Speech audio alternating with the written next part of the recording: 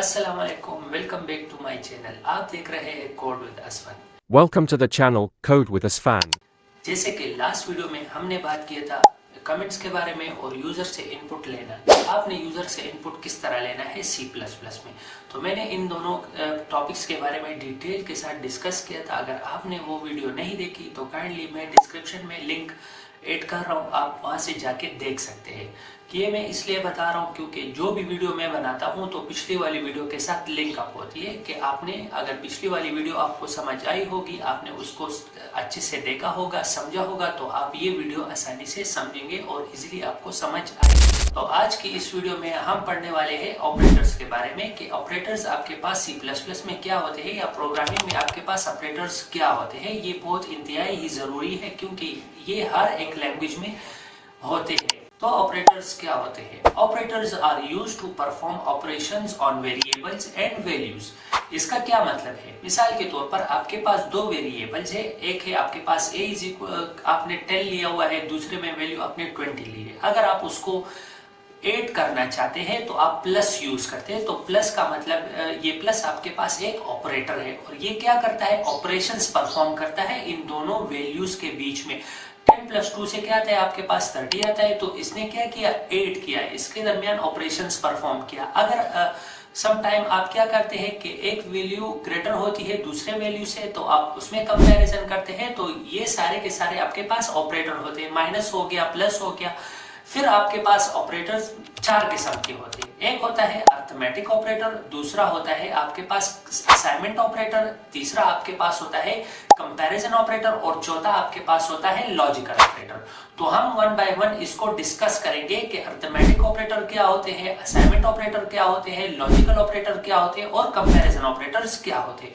तो आइए मैं ले चलता हूं आपको अपने लैपटॉप के स्क्रीन की तरफ ताकि प्रैक्टिकली हम इसको डिस्कस कर सके और सॉल्व कर सके। तो चलिए चलते हैं लैपटॉप के स्क्रीन के ऊपर। अच्छा जी, तो ये हमारे पास प्रोग्राम का इंटरफेस है। ठीक है कि आप जहाँ पे प्रोग्राम लिखते हैं तो यहाँ से मैंने लिखा है include iostream using namespace std int main, और ये प्रोग्राम का स्ट्रक्चर है C++ प्रोग्राम लिखने का कि आप अगर C++ का प्रोग्राम लिखेंगे तो ये स्ट्रक्चर आप लाजमी बनाओगे और इसके बीच में आपने प्रोग्राम लिखना है। तो मैं यहाँ पे कुछ मल्टी लाइन कमेंट्स ऐड करना चाहता हूँ, तो देख ले। मैंने // फिर स्टेरिक और फिर // तो इसके दरमियान आप लिख सकते हैं। तो क्या टॉपिक है? ऑपरेटर्स। ठीक हो गया। फिर मैंने कहा कि ऑपरेटर्स हमारे पास 4 किस्म के होते हैं। एक होता है अरिथमेटिक ऑपरेटर, एक होता है हमारे पास असाइनमेंट ऑपरेटर, एक होता है हमारे पास कंपैरिजन ऑपरेटर और जो चौथा है उसमें हमारे पास होता है लॉजिकल ऑपरेटर। तो हम वन बाय वन इसको डिस्कस करेंगे। तो सबसे पहले करते हैं अरिथमेटिक ऑपरेटर को कि अरिथमेटिक ऑपरेटर्स कौन कौन से होते हैं।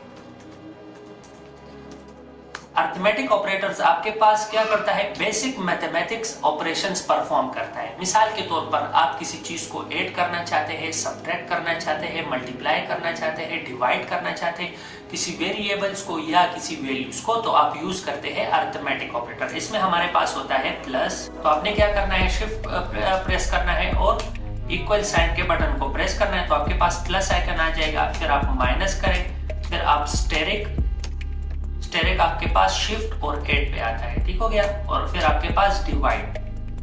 तो ये आपके पास अरिथमेटिक ऑपरेटर है जो कि सिंपल मैथमेटिक्स ऑपरेशंस परफॉर्म करता है। तो इस पे मैं कुछ प्रोग्राम्स लिखता हूँ। चलिए मैं दो वैल्यूज को लेता हूँ, दो वेरिएबल्स को लूंगा और इसको वैल्यूज असाइन करूंगा। Integer a is equal to मैंने 10 रखा। ठीक हो गया। या आप num1 भी कर सकते हैं, num1 मतलब पहला नंबर, इंटीजर num2 और इसको मैंने असाइन किया 30।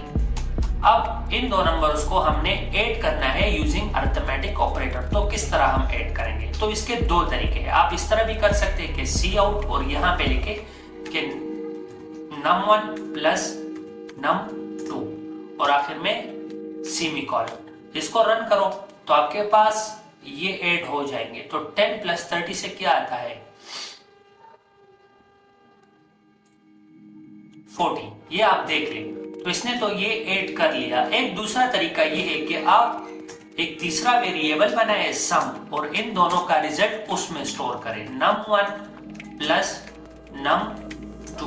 तो मैं ये वाला तरीका प्रेफर करूंगा कि आप तीसरा वेरिएबल बनाएं और उसमें उन दोनों का रिजल्ट स्टोर करें और उस वेरिएबल को फिर प्रिंट करें। तो यहां पे मैं इसको प्रिंट करूंगा सम। ठीक हो गया, रन करें, ये देख ले वही 40 आंसर दे दिया। अच्छा जी, अगर आपने दो वैल्यूज को सब्ट्रैक्ट करना है तो आप किस तरह करेंगे?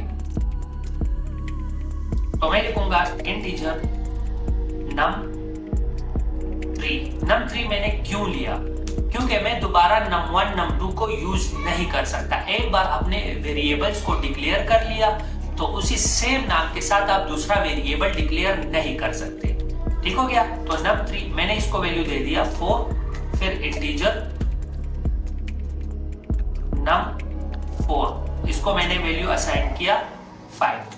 अब इन दोनों को सब्ट्रैक्ट करना है तो आप क्या लेंगे? इंटीजर सब का मतलब सब्ट्रैक्ट। मैंने एक वेरिएबल डिक्लेयर किया और इन दोनों का रिजल्ट उसमें मैं स्टोर करूंगा, 3 माइनस num4। ठीक हो गया। और आखिर में इधर आ जाओ, सी आउट करो और SUB सब लिखो, आखिर में सेमीकोलन, और यहाँ सम के बाद एंड लाइन, क्योंकि मैं चाहता हूं कि सब्ट्रैक्शन का रिजल्ट दूसरे लाइन में शो हो, सेम लाइन में शो ना हो। अच्छा जी, इसमें कुछ एरर है num4, F का स्पेलिंग वहां पे देख लो, यहाँ पे मैंने कैपिटल लिखा है और इधर मैंने स्मॉल ऐड किया था, तो इस वजह से उसने एरर दे दिया कंपाइलर ने कि आपके इस लाइन में कुछ ना कुछ एरर है। तो 4 माइनस 5 से क्या आता है? -1। आप अगर वैल्यूज चेंज करना चाहे, 6 माइनस 5 से क्या आएगा? तो आपके पास 1 आंसर आएगा, ये देख ले 1। तो ये थे आपके पास अरिथमेटिक ऑपरेटर। आप अगर किसी वैल्यूज को मल्टीप्लाई करते हैं, चलो मैं इस num3 और num4 को मल्टीप्लाई करना चाहता हूं, तो मैं लूंगा int mul, मतलब मल्टीप्लाई। आपने वेरिएबल्स के नाम भी इस तरह रखने के जो मीनिंगफुल हो, ताकि आप आसानी से उसको रीड कर सके, डिस्कस कर सके। तो मैं लिखता हूं num3 स्टेरिक num fur4। ठीक हो गया। और इसको मैं फिर प्रिंट करूंगा। तो सी आउट यहाँ पे मैं लिखूंगा और लिखूंगा मल मीन मल्टीप्लाई। तो 5 6 क्या आता है? 30। तो यहाँ पे देख लो 30 प्रिंट करवा दिया पास। तो ये थे अरिथमेटिक ऑपरेटर। तो इस पे आप प्रैक्टिस कर सकते हैं, आप मल्टीप्लाई डिवाइड खुद यूज करवा सकते हैं। आप मैं जो करता हूँ जरूरी नहीं है कि आप बिल्कुल एग्जैक्ट सेम करें, आप चीजों को समझें और खुद उस पर प्रैक्टिस करें। आप अपने लिए मुख्तलिफ किस्म के वेरिएबल्स बनाएं, उनको वैल्यूज असाइन करें और मल्टीप्लाई डिवाइड जो भी आप करना चाहते हैं वो आप प्रैक्टिस के तौर पर कर सकते हैं।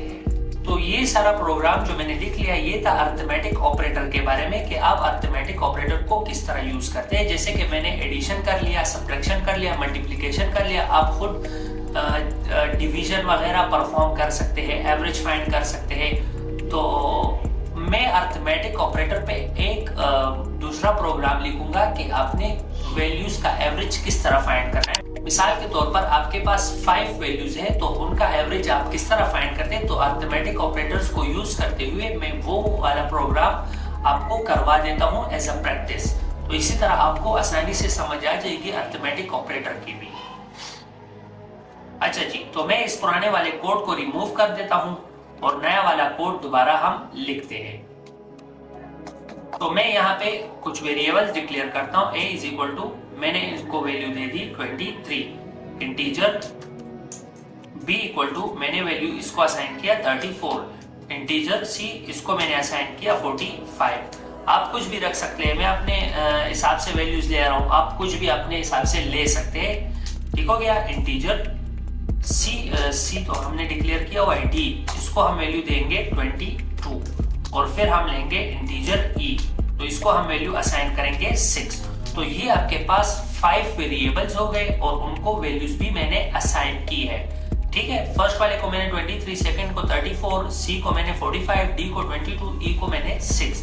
तो आप चाहते हैं एवरेज क्या होता है, एवरेज को आप किस तरह फाइंड करते हैं? एवरेज का ये मतलब होता है कि आप सारे वैल्यूज को ऐड करते हैं और फिर डिवाइड बाय जितने वैल्यूज होंगे उस पर डिवाइड करते हैं। मिसाल के तौर पर ये 5 वैल्यूज है तो आप डिवाइड बाय 5 करते हैं, पहले इन सारों को प्लस करते हैं और फिर डिवाइड बाय 5 करते हैं। तो हम क्या करेंगे, इनको ऐड करेंगे। तो हम लिखेंगे integer sum equal to a plus B plus C plus D plus E. तो इससे क्या होगा, सारी की सारी वैल्यूज यहाँ पे ऐड हो जाएगी।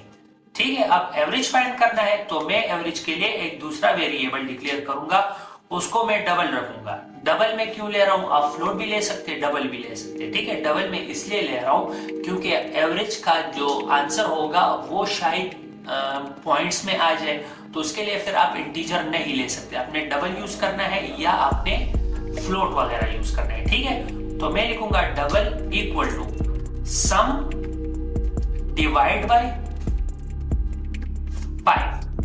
ये मैंने क्यों किया, सम, इस सारी वैल्यूज जब ऐड हो जाएंगी तो इसका रिजल्ट सम में स्टोर होगा, तो फिर मैं यहाँ पे सम लिखूंगा और डिवाइड बाय 5 लिखूंगा। ठीक है, अब आते हैं रिजल्ट को प्रिंट करने की बारी। ठीक है, तो आपने क्या करना है, सी आउट लिखना है। मैं चाहता हूं कि इसके साथ में कोई मैसेज लिखूं, मैसेज आप लिखो और वेरिएबल्स और रिजल्ट को आप शो करना चाहो तो आपने क्या करना है, डबल कोड लिखना है, the average of 5 number is, आपने फिर लेस देन के 2 साइन लगाने हैं और जिस चीज में आपने रिजल्ट को स्टोर किया है वो यहाँ पे लिखना है। तो यहाँ पे देख लो, डबल मैंने डिक्लेयर किया हुआ है लेकिन मैंने कोई वेरिएबल ही नहीं लिया, तो AVR मतलब एवरेज। ठीक है, अब यहाँ पे मैं इसको लिखूंगा और आखिर में सेमीकोलन ऐड करूंगा। तो चलते हैं, रन करते हैं अपने इस प्रोग्राम को। The average of 5 number is 26।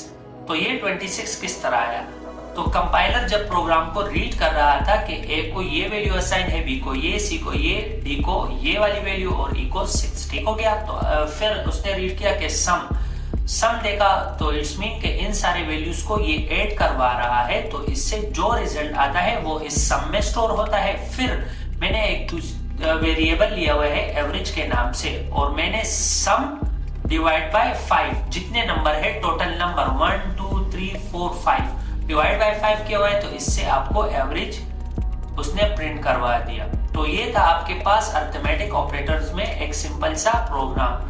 तो आप इसी तरह बहुत सारे प्रोग्राम्स लिख सकते हैं, आप वैल्यूज को ऐड कर सकते हैं, आप किसी से यूजर से भी आप वैल्यू ले सकते हैं। मिसाल के तौर पर Cin में आप वैल्यू ले लो, ठीक है, जिस तरह के लास्ट वीडियो में मैंने करवाया था, तो आप उसको यूज करते हुए भी करवा सकते हैं। तो ये था अरिथमेटिक के बारे में।